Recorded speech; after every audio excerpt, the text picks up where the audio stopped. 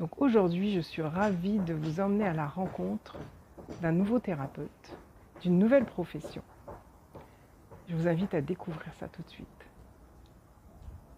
Love, exciting and new, come aboard, we're expecting you.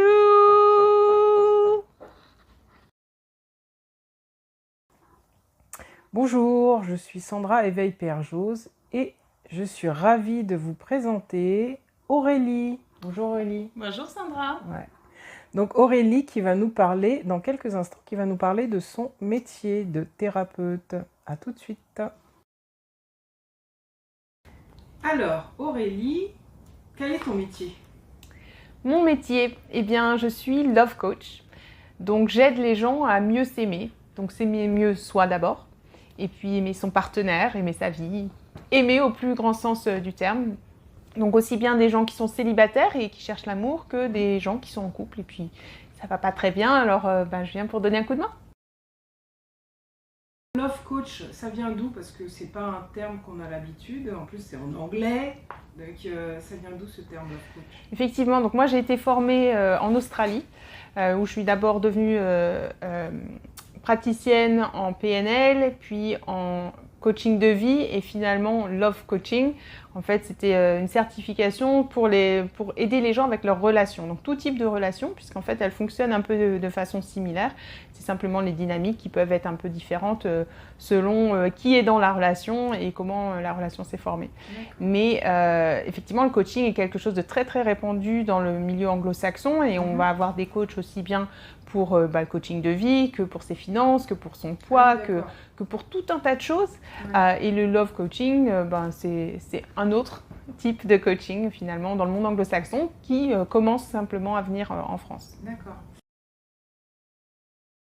Tu as dit un petit mot barbare tout à l'heure, tu as parlé de PNL. Est-ce que tu peux nous expliquer un petit peu ce que c'est? Oui, alors la PNL, c'est la programmation neuro-linguistique. Donc c'est comment on est programmé dans notre cerveau et comment on l'exprime, donc dans notre tête et dans notre comportement avec les gens autour de nous.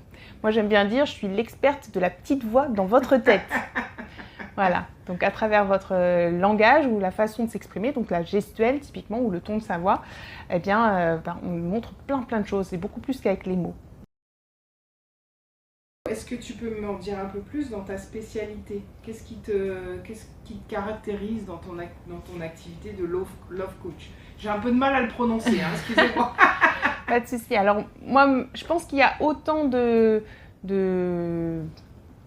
coaching que de coach, puisqu'on choisit son coach par rapport à sa personnalité et si on résonne bien avec ou pas. Moi, les gens ont tendance à me dire « j'aime beaucoup ton énergie » et derrière mon énergie, ma secret weapon, mon arme secrète, c'est la salsa. Oh. J'aime danser, c'est une danse qui exprime la connexion et la liberté, qui sont des valeurs très chères à mon cœur et que j'encourage mes clients à découvrir et à vivre dans leur vie, dans leur quotidien. Voilà. Et alors du coup, comment tu couples la salsa et le coaching? Alors, je commence seulement à utiliser la salsa comme outil de développement personnel. Ça fait presque 20 ans que moi je danse pour mon propre plaisir, que j'ai développé des compétences, j'ai fait des compétitions, j'ai fait des spectacles. Mais maintenant, je veux vraiment aider les gens à sentir leurs émotions, à sentir dans leur corps autant que dans leur tête. Parce qu'on est dans une société où on réfléchit beaucoup avec notre cerveau, mais on a beaucoup de mal à se connecter avec nos émotions ou à aimer son corps. Et donc, utiliser ces mouvements, ces pas, la musique permet vraiment de se connecter au plus haut niveau, au niveau le plus subtil et de se découvrir soi et les gens autour de nous, quoi.